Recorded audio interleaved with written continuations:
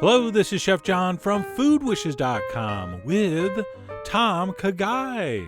That's right, this spicy soup is the perfect use for leftover Thanksgiving turkey for like a million reasons. But let me give you just 3 off the top of my head. First, it's very fast and easy. Secondly, it's very nutritious with incredible restorative powers. I mean, this stuff's like borderline medicine.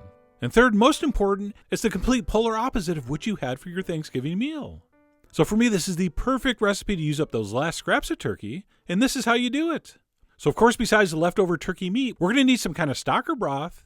And of course, you could just use a carton of chicken broth, but I'm guessing you got some turkey bones around, so you could just make your own like I did.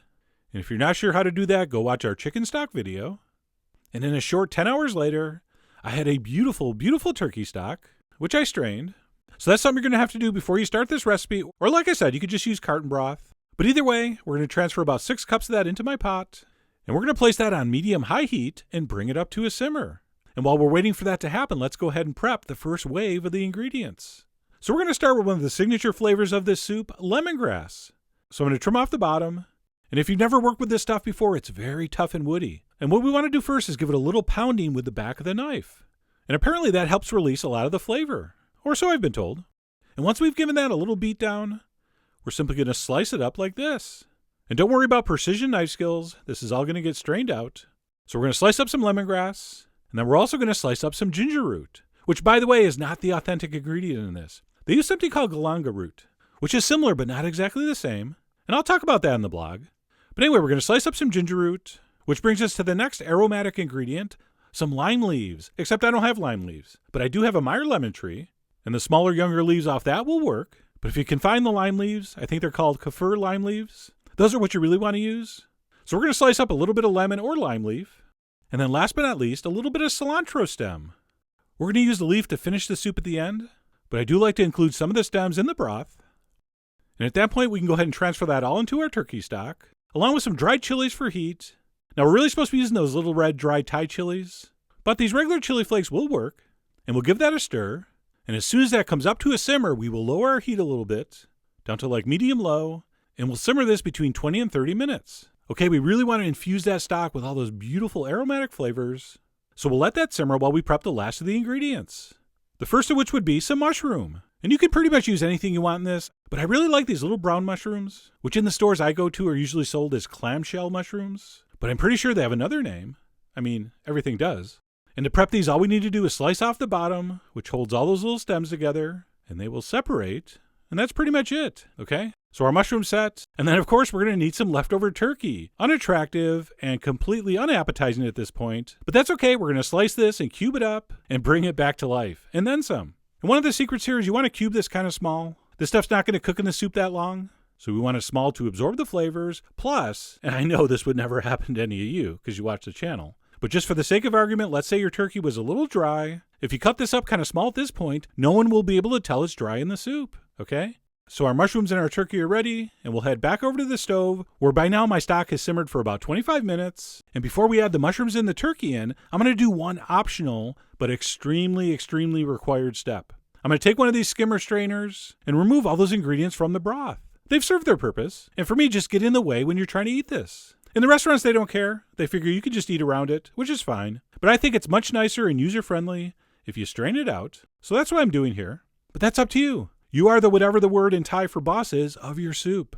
And at this point, whether you strain or not, we're going to go ahead and add in our mushrooms and our turkey. We're also going to add in a little bit of sugar.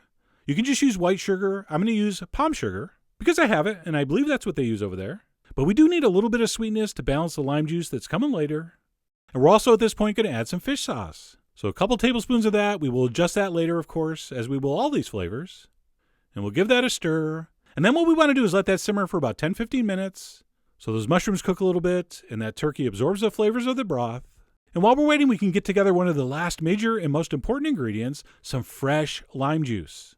And I usually don't show steps like squeezing lime juice, but this was just so beautiful looking I thought I would share. So we're going to want to squeeze some fresh lime juice. And then we'll head back over to the stove. And once our mushrooms and turkey have simmered for about 10 to 15 minutes, we're ready for the final steps. So at this point, we're going to go ahead and dump in our coconut milk. That's 1 can of regular coconut milk. I'm also going to throw in a little bit of green onion and chopped cilantro. And we'll stir that in. Oh, and by the way, you people that don't like cilantro, don't eat cilantro, hate cilantro, you can substitute basil in this. It's fine. Well, it's not fine, but you can do it, okay? And then last but not least, our fresh lime juice. And as soon as this comes back to temperature, as soon as it's piping hot again, you're ready to serve.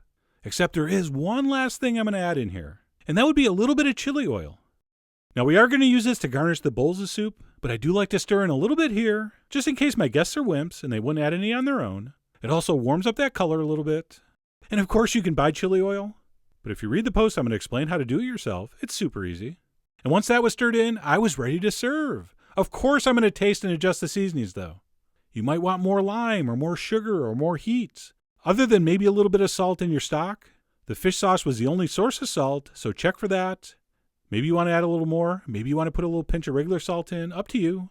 And once that tastes exactly how you want it, let's go ahead and ladle it up. I like to serve mine with a little extra cilantro and lime on the side.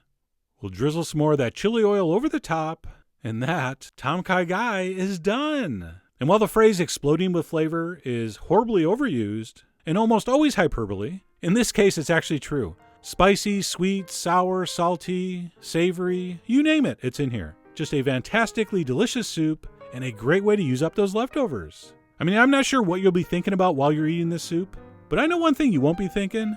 I'm eating leftover turkey. This stuff is so tasty and different, that will not even cross your mind, okay? So I really do hope you give this a try. Head over to foodwishes.com for all the ingredient amounts and more info as usual. And as always, enjoy.